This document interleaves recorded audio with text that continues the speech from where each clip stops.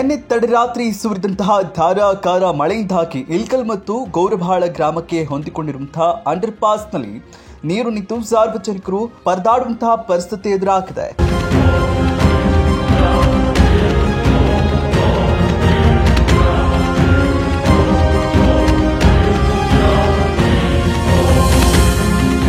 ಕಳೆದ 2 ವರ್ಷಗಳ ಹಿಂದೆ ಇದೇ ರೀತಿ ಮಳೆಯಿಂದ ಸಾರ್ವಜನಿಕರು ಪರದಾಡಿದ್ರು.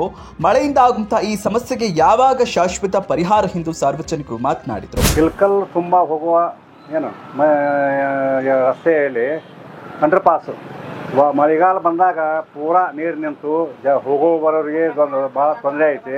ಸೆಕೆ ಮೂಡಿದ್ರು ನಡ್ಕೊಂಡು ನಿಂತ್ಕಾಟ ಬಿದ್ದು ಒದ್ದಾಡಿ ಹೋಗ್ತಾರ. ದಾಲಡಿಗೆಂತೂ ಹೋಗೋಕ್ಕಂತೂ ಆಗಂಗಿಲ್ಲ.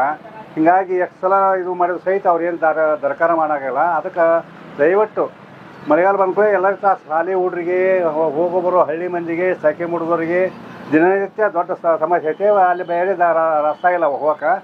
ಅದಕ್ಕೆ ತೀವ್ರಗತಿಯಲ್ಲಿ ಹೈವೇದವರು ಅದನ್ನು ನೀರು ಹೋಗುವಂಥ ಕೆಲಸ ಮಾಡಿ ಜನರಿಗೆ ಅನಾನುಕೂಲತೆ ಆಗದಂಗೆ ನೋಡ್ಕೊಂಡು ಹೋಗ್ಬೇಕಂತ ನನ್ನ ಮನವಿ. ಅರ್ಜೆಂಟಾಗಿ ನಾವು ಕುಷ್ಟಗಿಗೆ ಹೊಂಟಿದ್ವಿ. ಬಟ್ ಇಲ್ಲಿ ನೀರಿನ ಸಮಸ್ಯೆ, ನೀರು ಭಾಳ ನಿಂತಿದ್ದಕ್ಕೆ ಗಾಡಿ ಬಂದ್ ಆಗೈತೆ ರೀ.